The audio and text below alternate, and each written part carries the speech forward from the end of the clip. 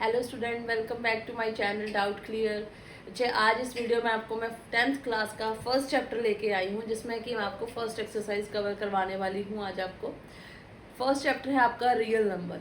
अच्छा, real number क्या होता है और इसमें कौन सी थ्योरम फॉलो करी जाती हैं और क्वेश्चंस कैसे किए जाते हैं, वेरी इजी। आप छोटी क्लास से करते आ रहे हो, HCF LCM वो ही इस चीज़ में डालो, इस एक्सरसाइज में है। ठीक है, तो आपको उसको मतलब कई बार होता है कि बच्चे जैसे नहीं किया तो भूल जाते हैं कैसे है LCM HCF कैसे निकालना, वो भी भूल गया होता है 10th क्लास तक आते आते।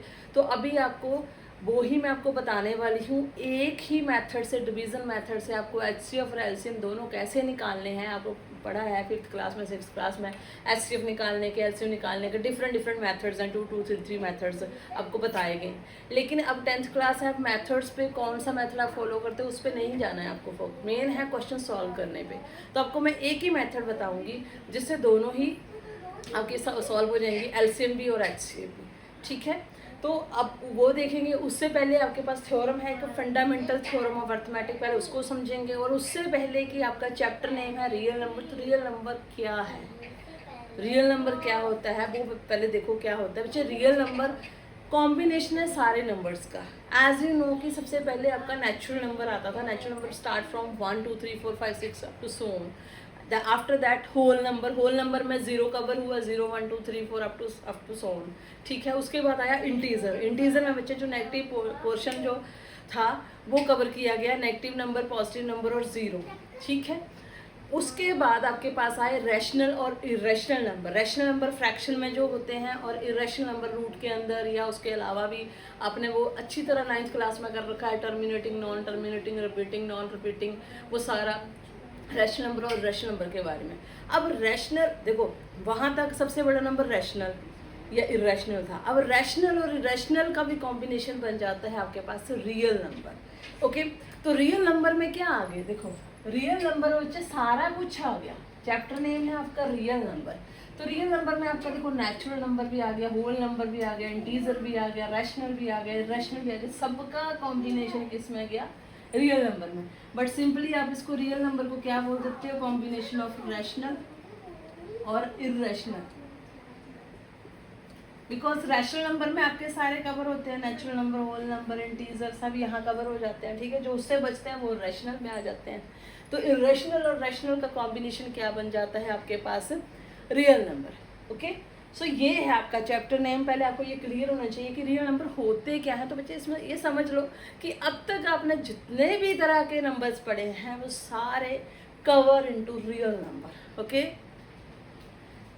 Natural, whole number, integer, rational, irrational, root वाली वैल्यूज, पॉइंट वाली वैल्यू, फ्रैक्शन वाली वैल्यू, एवरी नंबर्स का comes under the real number. Okay, इसके बाद भी एक पार्ट बचता है जो रियल में भी कवर नहीं होता, लेकिन वो अभी 10th क्लास का टॉपिक नहीं है, वो आगे आप बड़ी क्लासेस में पढ़ेंगे तो तब देखेंगे। अभी आपको मैंने रियल नंबर का मीनिंग बता दिया कि रियल नंबर में क्या कवर किया जाता है। ओके, सो इस चैप्टर में आपकी बच्चे फर्स्ट थ्योरम ही आती है, fundamental theorem of arithmetic. Fundamental theorem of arithmetic, और ये थ्योरम क्या बोलती है, क्योंकि इसके बेस पे ही आपके HCF LCM आगे फाइंड आउट किए जा रहे हैं। जो LCM आप निकालते हो ना, वो इसी के बेस पे है।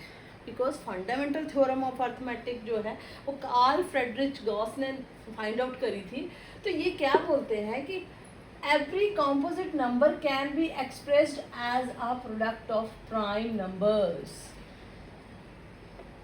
ठीक है, क्या बोल रहा है, कॉम्पोजिट नंबर। अब as you know the prime number and composite number क्या होते हैं आपको पता है ना। Prime number those number which has only 2 factor, 1 and number itself. For example 2 को आप सिर्फ ऐसे ही लिख सकते हो, 3 को आप सिर्फ ऐसे ही लिख सकते हो, 17 को आप ऐसे ही लिख सकते हो। ठीक है, तो इस टाइप के सारे नंबर जो होंगे आपके वो प्राइम नंबर होंगे। लेकिन मोर देन 2 फैक्टर वाले नंबर जो होते हैं वो कॉम्पोजिट होता है। एग्जाम्पल, फर्स्ट कॉम्पोजिट नंबर होता है 4, बिकॉज इसको हम 1 इंटू 4 भी लिखते हैं और 2 इंटू 2 भी। तो कितने फैक्टर हो गए, 4 फैक्टर हो गए ना, या 3 बोल लो, चलो 2 2 सेम लग रहा है आपको। 6 का देखो, 1 इंटू 6, 2 इंटू 3, हो गए 4 फैक्टर। तो मोर देन 2 फैक्टर जो होते हैं वो कॉम्पोजिट नंबर होते हैं। ये सबको पता होगा, छोटी क्लास में पढ़ चुके हैं हम लोग। ठीक, तो अब वही कंपोजिट नंबर कह रहा है, वही कंपोजिट नंबर जो है, अब छोटी छोटी 4 6 की बात नहीं हो रही है, वो भी इसी में कवर हो रहे हैं, लेकिन बड़े बड़े नंबर्स 243, 729, 864 कुछ भी आप ले सकते हो, वो composite number can be expressed as the product of prime number. जब आप इसकी प्राइम फैक्टराइजेशन करोगे ना, तो आप उसको प्राइम फैक्टर्स मिलेंगे, ठीक है। तो वो प्राइम फैक्टर आपको, मतलब उन प्राइम फैक्टर का प्रोडक्ट होता है कंपोजिट नंबर, ये कह रहा है। और and its factorization is unique. और एक बात कि जब आप प्राइम फैक्टराइजेशन कर दोगे ना, फॉर एग्जांपल 72 की करो प्राइम फैक्टराइजेशन, 2 से किया, 36 2 से किया, 18 2 से किया, 9 फिर 3 से किया, ये आ गया। अब आपके पास प्राइम फैक्टराइजेशन क्या आ गई, ये आ गई, ठीक है। तो बच्चे अब ये जो फैक्टराइजेशन कर दी ना अपने, ये यूनिक है, यूनिक इन दी सेंस कि कोई भी इसको चेंज नहीं कर सकता। इसके अलावा आप वो सोचो कि इसकी जगह मैं 2 3 जब दोबारा करूंगी तो कोई और नंबर आ जाएगा इनकी जगह, नो। क्योंकि प्राइम फैक्टराइजेशन में ये भी रूल है कि छोटे प्राइम नंबर से शुरू करा जाता है, जो कि आपका 2 है, which is the smallest even prime number 2 and odd prime number is 3, ठीक है। तो वहाँ से शुरू किया जाता है, तो आपको इसको कोई बदल ही नहीं सकता, यही आएगा। Apart from the order, order matter नहीं करता कि आप 3 पहले लिख दो 2 बाद में लिख दो, डजेंट मैटर। हो सकता है आप यहाँ 3 का टेबल पहले ले लो, प्राइम नंबर है ना, 3 ले सकते हो पहले, 3 से पहले कर लो, बाद में 2 से आ जाएगा आपके पास। नंबर डिजिट्स यही आएंगे 2 और 3, और इतनी बार मिलेंगे आपको, ओके। तो ये बोलती है फंडामेंटल थ्योरी कि हर एक कंपोजिट नंबर को can be expressed as the product of prime numbers and factorization जो होगी वो यूनिक होगी and apart from the order, और ऑर्डर इस पर कोई इफेक्ट नहीं डालेगा। Clear? This is your fundamental theorem of arithmetic, ठीक है बच्चे। अब यही थ्योरम बोलती है आगे की फैक्टराइजेशन, जब भी हम प्राइम फैक्टराइजेशन निकालेंगे ना, तो यही थ्योरम है वो कि हर नंबर को हम प्राइम फैक्टर में, प्राइम नंबर्स में मतलब मल्टीप्लाई में लिख देते हैं, प्राइम फैक्टराइजेशन कर देते हैं इसकी। तो बच्चे चलते हैं फर्स्ट एक्सरसाइज पे। फर्स्ट एक्सरसाइज में फर्स्ट क्वेश्चन है आपका, express each number as a product of prime number, product या प्राइम नंबर्स, ठीक है। पहला ही क्वेश्चन ये है कि जो भी आपको नंबर्स दे रखे हैं उन्होंने क्वेश्चन में, उनको प्राइम फैक्टराइजेशन करो आप उसकी। तो first question is, first part 140 की प्राइम फैक्टराइजेशन करो। तो 140 की प्राइम फैक्टराइजेशन कैसे करते हैं, ऐसे सेम स्मॉलेस्ट प्राइम नंबर लो, 2 ले लेते हैं, 2 7 42 आ गया, 2 35 70 हो जाता है। अब आपको पता है एंड में, अब इस यहाँ पे प्राइम फैक्टराइजेशन में डिविजिबिलिटी रूल बहुत मायने रखते हैं।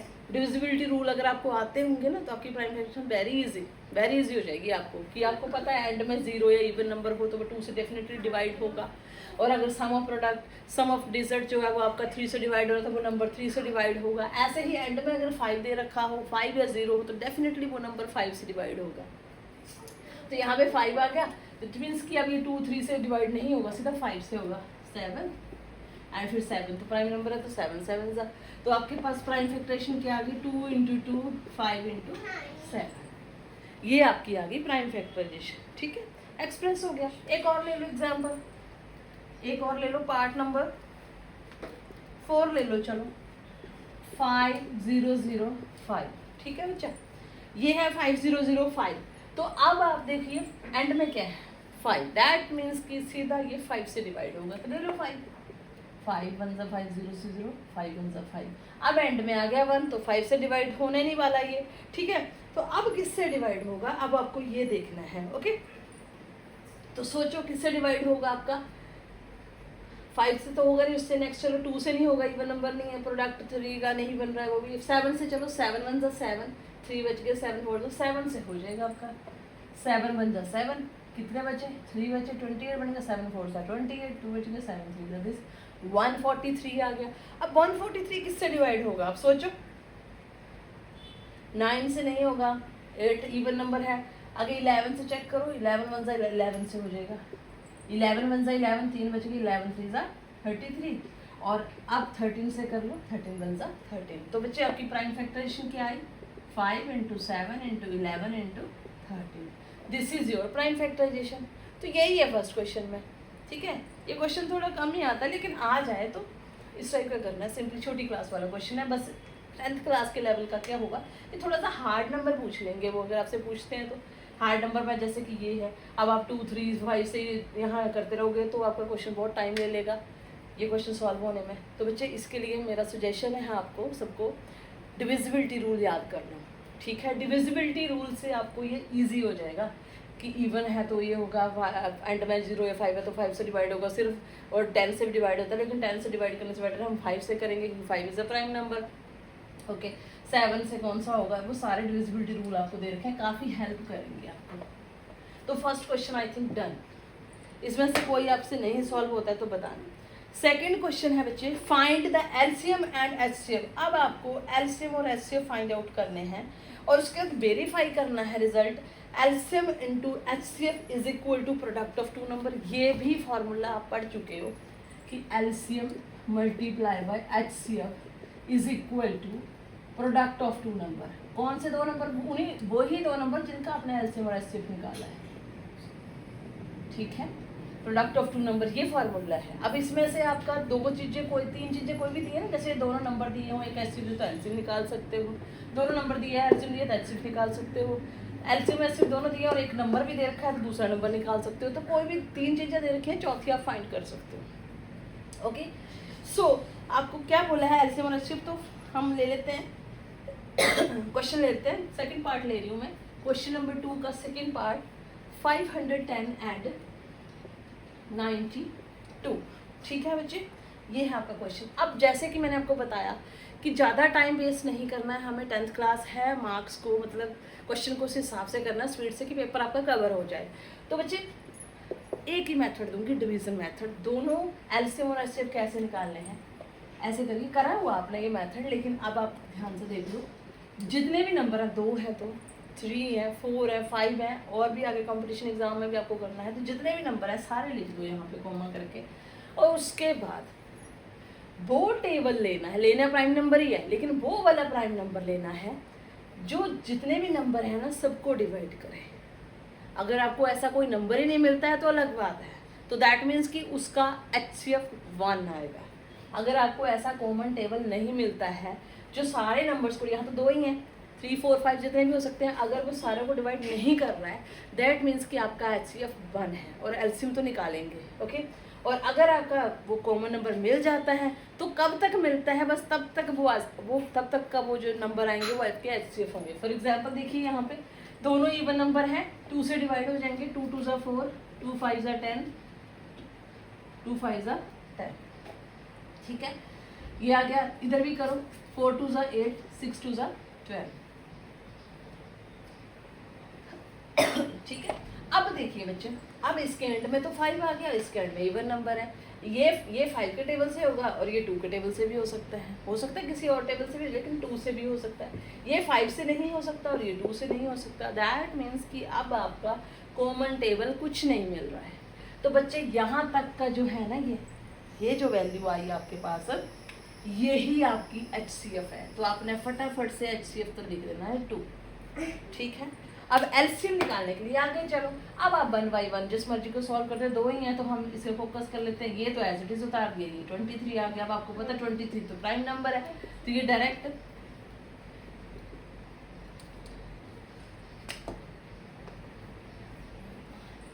255 एज इट इज, और 23 1 ज़ा 23। अब 5 पे आ जाते हैं, 5 5 ज़ा 25, 5 1 ज़ा 5। अब ये 3 से भी हो जाता है 17, और ये आ गया आपके पास है 17। तो बच्चे ये सारा टोटल जो है वो आपका एलसीएम, तो एलसीएम क्या होता है सारा, ये कॉमन वाला भी आ जाएगा, 2 × 2 × 23 × 5 × 3 × 17, 2 × 2 × 23 × 5 × 7, दिस कितना हो गया, 2 2 ज़ा 4, 4 3 ज़ा 12, 12 और 7,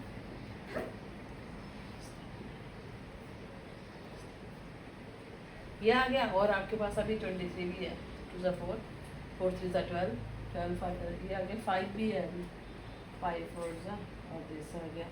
अब 1 0 2 0 को आप 23 से करिए, 0 6 0 3 0 4 0 2 0 6 4 3 2, कितना आ गया आपके पास बच्चे, 23,460। दिस इज योर एलसीएम, ठीक है। क्लियर हुआ ये मेथड, एक ही मेथड से, डिवीजन मेथड से आपने एलसीएम और एचसीएफ कैसे निकालने हैं। और मोस्टली इस मेथड से पहले आपका HCF ही निकलेगा, तभी सही होगा। क्या करना है, लिसन अगेन, जितने भी नंबर दिए हैं 2 2 3 4 जितने भी हैं सारे लिख के वो प्राइम नंबर ढूंढना है जो सबको डिवाइड करे।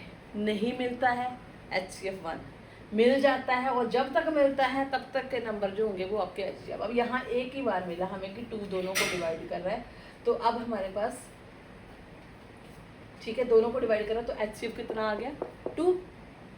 नेक्स्ट जब हमने करना तो यहाँ पे क्या है, लिया मैंने 2 ही, लेकिन 2 सिर्फ एक को ही डिवाइड कर रहा है, दूसरे को नहीं कर रहा है। ठीक है, तो अब HCF नहीं होगा, HCF खत्म, यहाँ 2 आ चुका है और उसके बाद LCM निकालने का प्रोसीजर वही है कि तब तक करते रहते हैं हम इसको डिवाइड प्राइम नंबर से जब तक कि आंसर 1 ना आ जाए। ठीक है, 1 1 जितने भी है 1 ना बन जाए।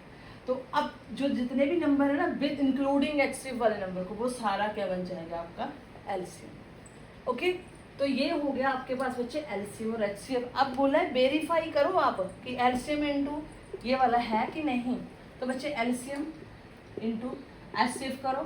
अब LCM है आपके पास 23 460 और मल्टीप्लाई बाई 2 HCF, मल्टीप्लाई कर दो 0 6 2 12 4 2 8 प्लस 9 6 और ये आ गया। अब यहाँ प्रोडक्ट ऑफ द 2 नंबर करो, प्रोडक्ट ऑफ द 2 नंबर्स का 2 नंबर क्या है आपके 510 मल्टीप्लाई बाई 92, इनको मल्टीप्लाई करो 510 92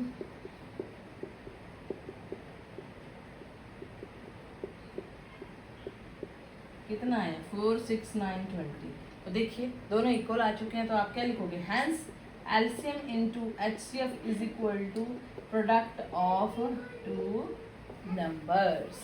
हो गया वेरीफाई आपका। ठीक है, तो ये है बच्चे आपका सेकंड क्वेश्चन।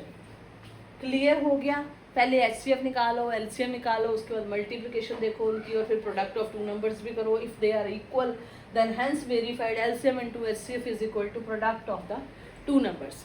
क्लियर, ये है आपका सेकेंड क्वेश्चन। ओके, चलते हैं नेक्स्ट थर्ड की तरफ।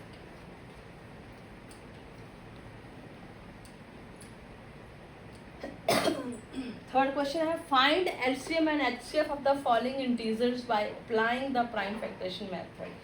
Very easy question, again same LCM और HCF ही आपसे पूछा है फाइंड आउट करने को। फर्स्ट क्वेश्चन ही ले लो, क्वेश्चन नंबर 3 का फर्स्ट पार्ट है, क्या है 12 15 एंड 21। इस बार 3 नंबर्स कर दिए। ठीक है, 3 नंबर कर दिए। अब आपके पास थर्ड क्वेश्चन में क्या है बच्चा, 3 नंबर्स है 12 15 21, ये वाला है आपके पास। नेक्स्ट क्वेश्चन है 17 23 29। तो नेक्स्ट क्वेश्चन में देखना है बच्चे, सेकंड वाला मैंने लिखा नहीं, 17 23 एंड 29। तो बच्चे all 3 numbers are prime number, ये तीनों के तीनों प्राइम नंबर हैं। अगर आप इसका प्राइम फैक्टरेशन करोगे ना तो बच्चे ये कोई भी कॉमन टेबल नहीं निकलेगा, तो इसका मतलब HCF कितना है 1 और LCM क्या आएगा, वही सिंपली ऐसे 17 का ले लो पहले, तो 17 1। और ये करने की भी जरूरत नहीं होती है जब सारे नंबर डिफरेंट होते हैं, तो ठीक है, क्योंकि वो ही तो आना है। अब यहाँ 29 ले लो 1 1 1, तो मतलब फाइनली आपके पास LCM कितना आया 17 मल्टीप्लाई बाई 23 मल्टीप्लाई बाई 29। ठीक है, मतलब जब all numbers are different prime number ना, तो आपको ये करने के मतलब HCF तो 1 हो गया, बताया मैंने आपको कि कॉमन टेबल और को मिला नहीं 1 के अलावा, तो LCM में वो तीनों ही नंबर ही आएंगे। तो आप चाहे ऐसे भी ना करो, टाइम वेस्ट मत करो, सीधा इनको मल्टीप्लाई करके आंसर दे दो। क्लियर, ये जो मल्टीप्लाई करोगे वो ही LCM है आपका। और ये है आपका, इसको देखो 12 15 21। अब ढूंढो ऐसा कोई टेबल जो सबको डिवाइड करे, है कोई 3 का टेबल, देखो 3 4 12, 3 5 15, 3 7 21। अब देखो, अब तीनों डिफरेंट नंबर हो गए, कोई भी किसी के टेबल में नहीं आता। दैट मीन्स कि HCF तो कितना बन गया आपके पास 3 बन गया। अब LCM निकालने के लिए आगे चल पड़ो, 2 2 5 as it is, 7 as it is, 2 1 5 as it is, 7 as it is, 5 ले लो 7 ले लो। ठीक है, तो LCM कितना बना बच्चे 3 2 2, इसमें ये भी इंक्लूड होता है। ठीक है, 5, ये मत सोच लेना कि ये HCF है तो बाकी का LCM है पूरा। 3 2 2 5 7, ये इनको सबको मल्टीप्लाई करोगे ना आप, 2 3 6 6 12 12 12 5 60 और 67 4 20। तो LCM कितना आ गया एलसीएम कितना आ गया 420 और एचसीएफ कितना आ गया 3। और अब आपको इतना ही बोला था प्राइम फैक्टराइजेशन से एलसीएम और एचसीएफ निकालो। यहाँ देखो 1 आया था और नेक्स्ट इनको मल्टीप्लाई करके एलसीएम आ जाएगा आपका। Clear, very easy. बस फर्क क्या है छोटी क्लास और बड़ी क्लास में, सिर्फ कि आपको नंबर्स ऐसे दे रखे हैं कि जो थोड़े से आपको कैलकुलेशन आपकी हार्ड कर रहे हैं, मतलब मल्टीप्लिकेशन वगैरह। ओके, मैथड यही फॉलो करना, आपका टाइम बचेगा। नेक्स्ट 8, 9, 25 आई थिंक ये भी इजी क्वेश्चन कर सकते हो। ठीक है, इसमें भी एलसीएम निकलेगा आपका, क्योंकि 8 और 9 और 25 में कुछ भी कॉमन टेबल नहीं है, बाकी मल्टीप्लाई करके एलसीएम आ जाएगा। चलते हैं 4th क्वेश्चन की तरफ।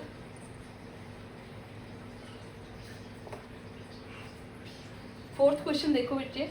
4th क्वेश्चन है given, question number 4, given HCF of 306,657 is equal to 9। That means ये HCF दे रखा है आपको और आपको फाइंड बोला है LCM। ये क्वेश्चन है आपके पास। तो बच्चे देखो, LCM हो HCF हो, दोनों किसी नंबर पे निकलेंगे, कम से कम 2 नंबर तो चाहिए। तो यही वो 2 नंबर हैं जिन पे आपने HCF निकाला था।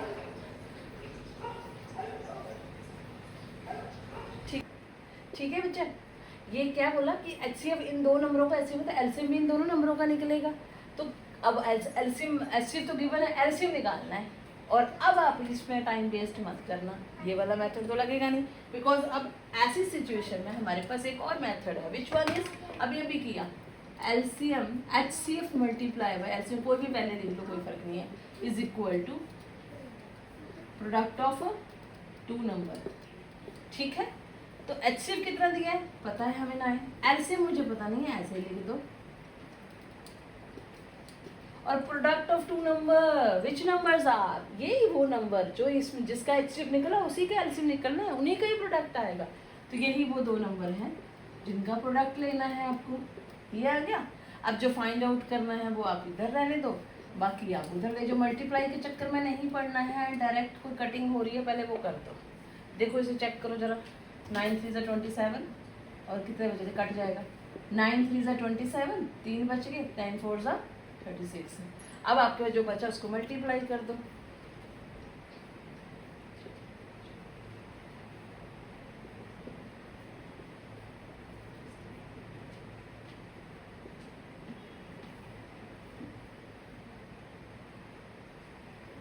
ठीक है, तो आपके पास आंसर क्या आता है 222338। ठीक है, 222338, दिस इज योर एलसीएम। हो गया सिंपल। अब आपने प्राइम फैक्टराइजेशन के चक्कर में नहीं पढ़ना है। आपके पास एक और, जब आप ऐसी सिचुएशन दे रखी हो कि दोनों नंबर्स दे रखे हो और उसका HCF दे रखा है, या फिर HCF फाइंड आउट करना है, LCM दे रखा है, तो आपने इस तरीके से करना है उसे। सिर्फ आपके पास 2 नंबर ही दे रखे हैं और LCM और HCF दोनों नहीं दिए, तब आपको प्राइम फैक्टराइजेशन की हेल्प लेनी है, ओके, डिवीजन मेथड से। अदरवाइज आपको ऐसे करना है। क्लियर, ये आपका हो गया 4th क्वेश्चन। नेक्स्ट क्वेश्चन पे मूव करो। 5th क्वेश्चन है check whether 6 raised to power n can end with the digit 0 for any natural number n। अब आपको ये क्वेश्चन है, इसका सेम टू सेम आपके पास एग्जाम्पल पड़ा है, साथ में example number 1 4 raised to power n का। इसमें बच्चे आपको ये पूछ रखा है कि 6 raised to power n can end with the digit 0। क्या 6 raised to power n जो है, अगर n कोई नेचुरल नंबर है, मतलब नेचुरल नंबर 1 2 3 4 से स्टार्ट होंगे अप टू सो ऑन, ठीक है, अगर इनमें से कोई भी इसकी पावर डाली जाए तो क्या ये एंड विद 0 होगा? क्या ऐसी कोई सिचुएशन आएगी कि जब इसको उसकी मान लो जहाँ 10th पावर कर दी हमने, तो जब 10th पावर आप करोगे, 10th पावर जब करोगे आप, तो उस जो नंबर बनेगा उसमें एंड विद 0 हो, क्या ऐसा पॉसिबल है? ये पूछा है। ठीक है, तो बच्चे मैं अभी शॉर्टकट में आपको वर्डिंग बताऊंगी, अगर आपको थोड़ी डिटेल में वर्डिंग देखनी है तो आप एग्जांपल में देख लेना, सेम वही उतार देनी है, चाहे वो 4 raised to power n हो, 6 raised to 8 raised to what ever. Clear? तो अब आपने क्या देखना है बच्चे, इस पे आप वही फंडामेंटल थ्योरम लगाओगे अर्थमेटिक वाली, कि फंडामेंटल थ्योरम क्या बोलती है हमारी, कि किसी भी नंबर को हम उसके प्राइम नंबर्स में एक्सप्रेस कर सकते हैं, प्राइम नंबर में एक्सप्रेस कर सकते हैं। तो अब आप देखिए कि इसके प्राइम फैक्टर क्या बनेंगे, 2 into 3। ठीक है, और अगर मानते चल पड़ो, पहले इससे पहले आप लेट करो लेट इन द सेंस कि लेके चल पड़ो कि 6 raised to power n can and with 0। अब ये एंड विद 0 हो रहा है ना, तो आपको मैंने बताया डिविजिबिलिटी रूल कि अगर 0 से एंड हो रहा है दैट मीन्स वो 0 से एंड होने वाला 5 से भी डिविजिबल होगा, 10 से भी होगा, लेकिन 10 तक जाने की जरूरत नहीं है, 5 से चेक कर लो पहले कि वो 5 से डिविजिबल होगा। दैट मीन्स कि ये जो नंबर है ना आपका, ये जो 6 है ना, ये इसको डिविजिबल होना पड़ेगा किसके साथ है, 5 के साथ। और कोई भी नंबर किसी से डिविजिबल तभी होता है जब वो उसके फैक्टर्स में होता है, क्योंकि अगर कोई नंबर डिविजिबल है ना तो इसके फैक्टर में भी आना चाहिए ना, वो जो किसी नंबर के जो फैक्टर होते हैं वो ही उसके डिवाइड करते हैं।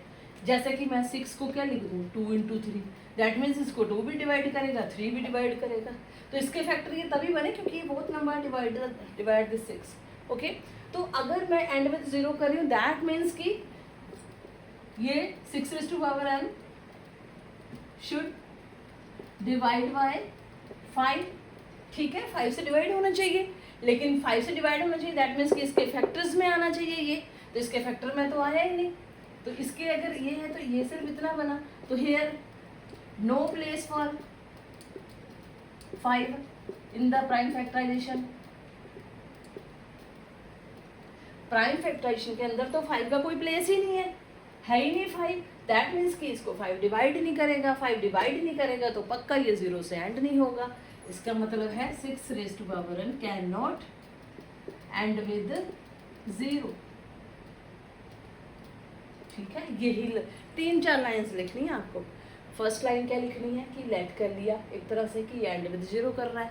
अब एंड विद 0 करा तो हमारे डिविजिबिलिटी रूल बोलते हैं कि ये पक्का 5 से डिवाइड होगा, और अगर 5 से डिवाइड हो रहा है तो इसका मतलब ये होता है कि जो नंबर 5 से डिवाइड हो रहा है उसके प्राइम फैक्टर करें तो वहाँ 5 आना चाहिए। तो 5 हमने जब प्राइम फैक्टराइजेशन करी तो 5 आया नहीं, 5 आया नहीं तो हमने लिख दिया नो प्लेस फॉर 5। सो इसका मतलब है कि ये तो 5 से डिवाइड नहीं होगा, 5 से डिवाइड नहीं होगा दैट मीन्स ये 0 के साथ एंड नहीं होगा। क्लियर, ये क्वेश्चन, यही 4 लाइनें आपको लिखनी है, जो मर्जी वैल्यू यहाँ चेंज कर दे। और आपको थोड़ा मतलब और मैथमेटिकली लिखना है तो आप एग्जाम्पल से देख सकते हो। आप यहाँ फंडामेंटल थ्योरम का जिक्र कर सकते हो, बाय फंडामेंटल थ्योरम। ठीक है, फंडामेंटल थ्योरम से आपको पता लगा कि कोई नंबर जो है, हमने पढ़ा ना कि क्या बोला था हमने कि कोई भी कॉम्पोजिट नंबर जो होता है वो can be expressed its prime factorization या प्राइम नंबर्स। तो इसका मतलब है कि कॉम्पोजिट नंबर था ना, कॉम्पोजिट नंबर को हमने एक्सप्रेस किया प्राइम फैक्टराइजेशन में, लेकिन प्राइम फैक्टराइजेशन में 5 आना चाहिए था, नहीं आया। क्लियर, आई होप कि आपको यहाँ तक क्लियर हो गया होगा। नहीं क्लियर होगा तो प्लीज़ मुझे कमेंट में बताना, मैं अगेन आपको एक्सप्लेन करूँगी। ओके, और ये पेपर में आता है क्वेश्चन, काफ़ी चांसेस हैं इसके, इसको ऐसे मत लेना easily lightly. Clear, next question पे चलिए। नेक्स्ट क्वेश्चन 7th क्वेश्चन है बच्चे कि एक्सप्लेन वाई क्वेश्चन नंबर 6 7 × 11 × 13 + 13, और दूसरा दे रखा है आपके पास 7 × 6 × 5 × 4 × 3 × 2 × 1 + 5। ये आपके कॉम्पोजिट नंबर हैं, ये कॉम्पोजिट हैं कि नहीं है यही देखना है हमने, ये दोनों। ठीक है, अब कॉम्पोजिट नंबर बताया ना आपको, कॉम्पोजिट नंबर क्या होता है, more than 2 factors, means 1 and itself तो प्राइम नंबर के होते हैं, लेकिन कॉम्पोजिट के उससे ज़्यादा मिलेंगे 3, 4, 5, 6। ठीक है, तो अब चेक करते हैं कि क्या इनके मोर देन 2 फैक्टर्स हैं। मोर देन फैक्टर हुए तो आपका कॉम्पोजिट हो गया। फर्स्ट वाले को चेक करो पहले, कैसे चेक करना है, फटाफट से आपको मल्टीप्लाई नहीं कर देना कि आप पहले मल्टीप्लाई करोगे फिर उसके फैक्टर दोबारा से करके देखोगे कि फैक्टर हुए कि नहीं। ये मल्टीप्लिकेशन है तो ये एक टर्म हुई, प्लस या माइनस आ जाता है तो दूसरी टर्म आ जाती है। क्लियर, अब आपको क्या करना है बच्चा, यहाँ पे दोनों में से कुछ कॉमन निकला, 2 टर्में बन गई ना, दोनों में से आप कॉमन ले सकते हो, अंदर क्या बचा और यहाँ क्या बचा, सिर्फ 1। अब आप चाहो तो एक स्टेप और कर लो, 77 × दिस, और अगर और करना है तो और कर लो, ये ब्रैकेट का मतलब मल्टीप्लाई होता है, 78 लिख लो, 11 7 तो 77 + 1 78, तो ये तो 2 फैक्टर ये मिल गए। और इस नंबर को मल्टीप्लाई करोगे ना तो 1 एंड इटसेल्फ और भी होगा, वो तो हर किसी का ही होता है। ठीक है, 1 एंड इटसेल्फ 2 फैक्टर जो हर एक नंबर के होते हैं, वो तो जितने भी नंबर्स हैं ना आपके सबके फैक्टर निकलते हैं ये वाले, लेकिन ये तो कोई 2 और निकल गए। और देखो आपको पता है ये इवन नंबर है, ये फिर से ब्रेक हो सकता है, ब्रेक हो सकता है ना, तभी तो ये ऐसे बना था। ये देखो हुआ है ब्रेक यहाँ पे, 2 पार्ट्स में ये था, है ना। ये ब्रेक हो सकता है, ब्रेक हो सकता है मीन्स कि इसकी प्राइम फैक्टराइजेशन हो सकती है, तो यहाँ से तो फैक्टर और बढ़ जाएंगे। तो ये 2 ये हैं, 2 ये हैं, 4, और इसको अगर हम ब्रेक करें दोबारा से प्राइम फैक्टराइजेशन करें तो 2 और बढ़ जाएंगे। तो कितने हो गए, मोर देन 2 फैक्टर हो गया ना। तो इससे हमें पता लग गया कि it is a composite number, और रीजन वही है, मोर देन 2 फैक्टर।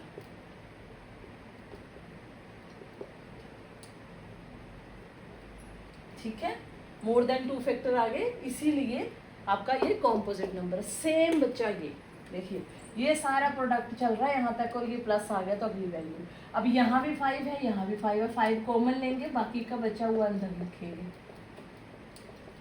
और यहाँ रह गया 1। जब इसको सारे को मल्टीप्लाई करके 1 बन जाएगा। आप चाहो तो इसको प्लस करके ऐसे बना लो, फिर आपको कोई अदर 2 फैक्टर्स दिखेंगे तो 1 एंड इटसेल्फ इसमें भी आ जाएगा। 4 फैक्टर तो यही हो गए, और हो सकता है ये भी ज़्यादा निकले, क्योंकि जितनी यहाँ प्राइम फैक्टराइजेशन हुई है ना, देखो प्राइम फैक्टराइजेशन में उतने ही फैक्टर होते हैं, तो कितने फैक्टर होंगे, तो मोर देन 2 फैक्टर की कैटेगरी में चला गया ना, that means it is a composite number. Clear, I hope कि ये भी समझ आ गया होगा आपको, क्योंकि बच्चे मैं पूरे बिल्कुल बेसिक तरीके से आपको समझा रही हूँ, कोई गुंजाइश नहीं है, लेकिन फिर भी होगी तो बता देना मुझे।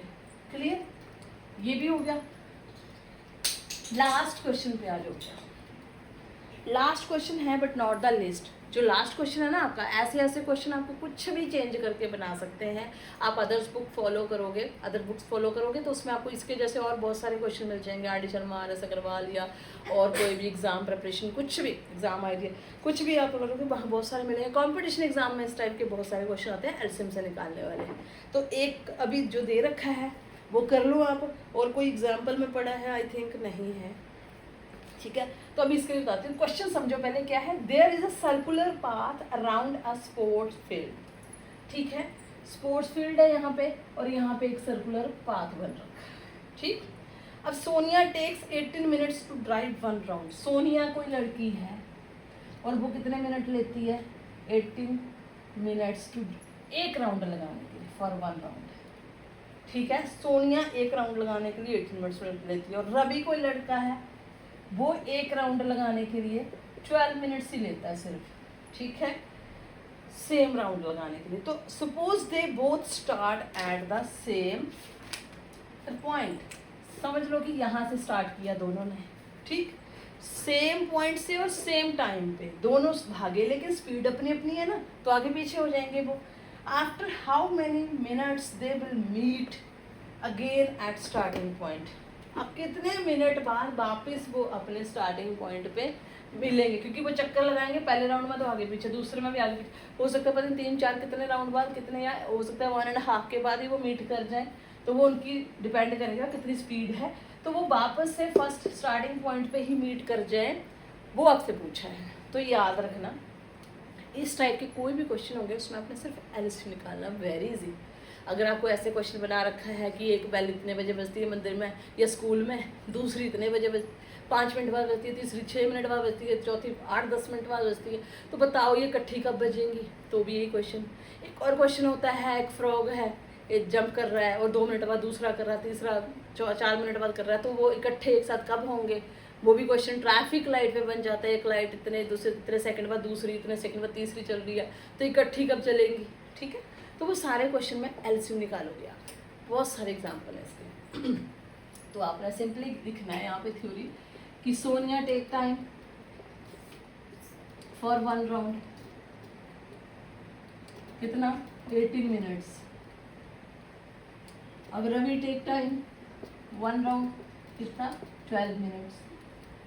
अब आपको स्टेटमेंट डालनी क्वेश्चन से, लिखना how many minutes they will meet, तो लिखेंगे how many minutes they will meet at starting point। क्या करेंगे, LCM of both time, ठीक है, 18 and 12, ठीक है।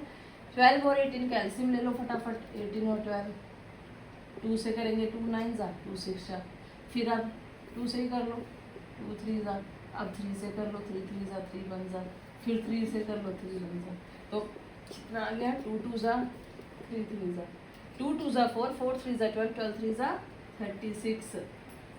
36 minutes. This is your answer. कि वो कब मिलेंगे? They will meet after 36 minute. They will meet after 36 minutes. ठीक है, दिस इज योर आंसर। कि वो 36 मिनट बाद आपके मिल जाएंगे, दोनों इकट्ठे हो जाएंगे। तो अच्छा, ये है क्वेश्चन। अब मैंने आपको बता दिया, एग्जाम्पल भी बता दिया किस किस टाइप के क्वेश्चन सारे इसी कैटेगरी में आते हैं। अब यहाँ चाहे 2% का हो, 3 का हो, 4 का हो, ऐसे ही एलसीएम निकलेगा और वही आंसर होगा आपका। आई होप कि बच्चे आपको फर्स्ट एक्सरसाइज क्लियर होगी बहुत ही बेसिक तरीके से मैंने समझाई है, इसमें कोई डाउट नहीं रहना चाहिए। लेकिन फिर भी हो तो आप मुझे बता सकते हो, मैं एक्सप्लेन कर दूँगी। तो मिलते हैं नेक्स्ट वीडियो में नेक्स्ट एक्सरसाइज के साथ। Thank you.